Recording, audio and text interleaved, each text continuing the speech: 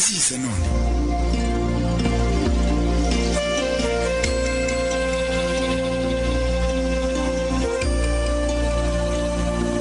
Bakunzi ba Radio Maria Rwanda, kongeye kubaramutsa. Yesu Kristo akuzwe. Aka ni ka kanya kahariwe kuvuga ku buzima bw'abatagatifu kizihimbaza buri munsi.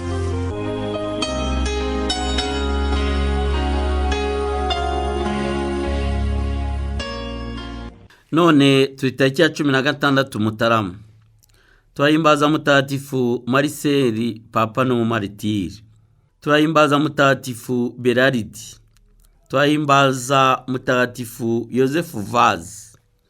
Turahimbaza mutagatifu Priscilla. Priscilla ni uw'i Roma, akaba nyina wa Pudensi, akaba nyirakuru w'abatagatifu Praxeda na Pudensiana. Azwi cyane kuba yaritanze ubwe, agatanga n'ibintu bye byose ngo bahuye Imana bahambwe kandi bakunzwe uko bikwiye. Nabo bazamwica abizize. Yabayeho mu kinyejana cya mbere. Muri uyu mwanya tugiye kuganira ku mateka y'abatagatifu Mariseli, Beraridi na Yosefu Vaz. Muri kumwe na Padiri Valens Twagiramungu.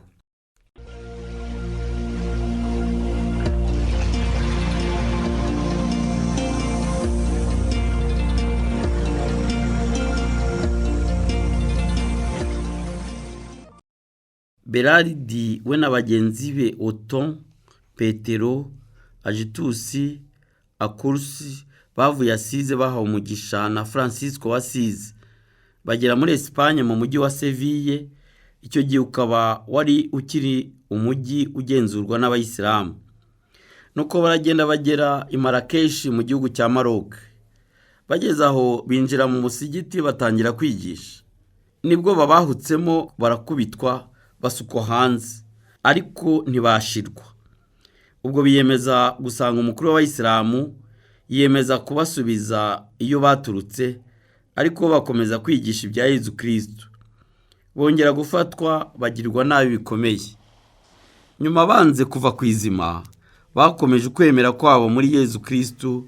Umucamanza ashaka gushimisha baraho, ategeka ko buri wese acibwa umutwe. Ubwo hari ku ya 16 Mutarama mwaka w'1220. Banditswe mu gitabo cy'abatagatifu na Papa 60 wa kane tariki ya 17 Kanama mwaka w'1481.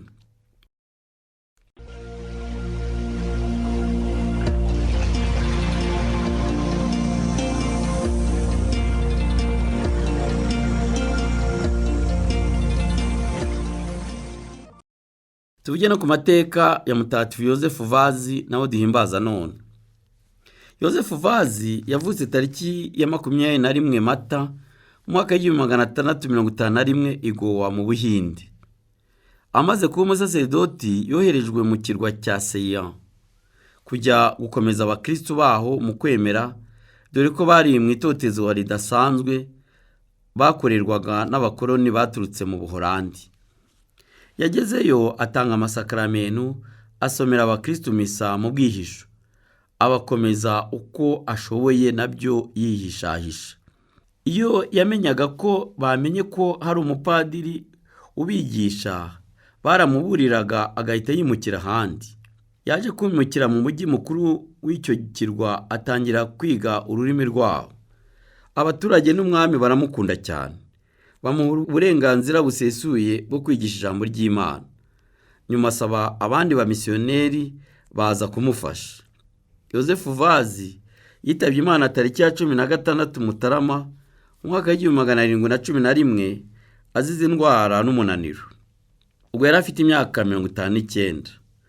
Yashyizwe mu rwego rw'abahire na Papa Mutagatifu Yohani Pawulo wa II ku ya 21 Mutarama mwaka w'1995. Yandikwa mu gitabo cy'abatagatifu na Nyirubutungane Papa Francisco ku ya 14 Mutarama mwaka w'2015 mu misi yari irimo abaturage ba Sri Lanka 500.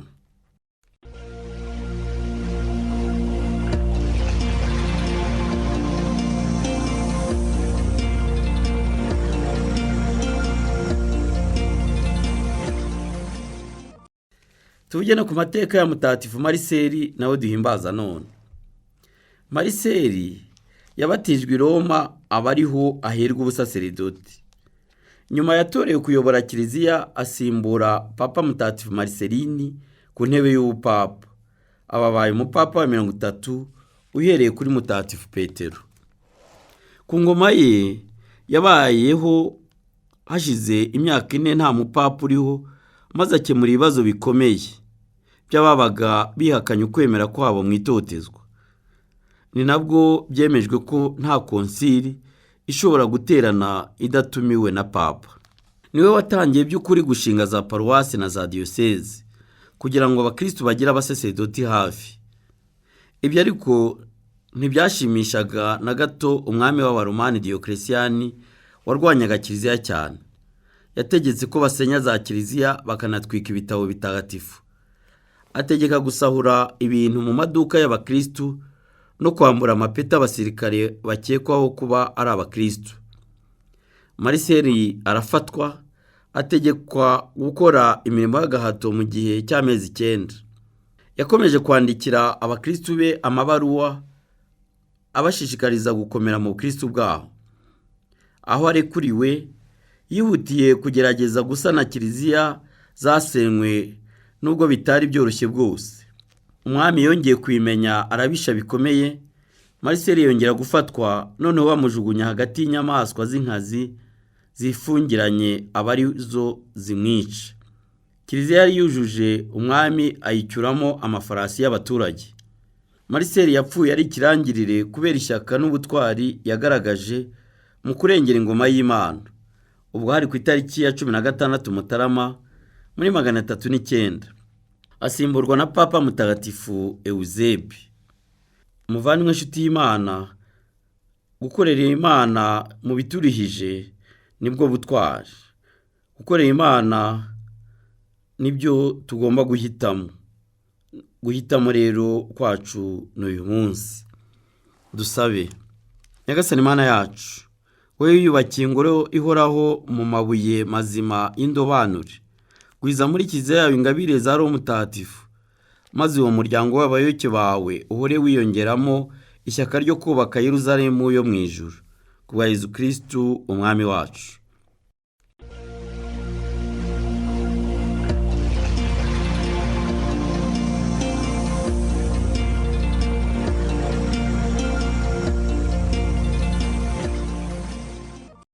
Ndangije nifuriza umunsi mwiza abahimbaza abatagatifu Mariseli, Berardi, Priscilla, Yosefu Vazi. Namwese inshuti z'Imana kandi bana babikira Mariya, mwese Imana ibahune imigisha yayo.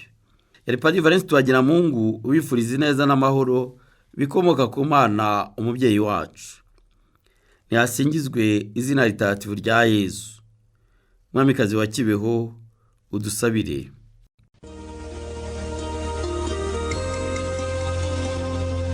Mwumvaga ikiganiro umutagatifu twizihiza none, ikiganiro mugezwaho na Radio Maria Rwanda.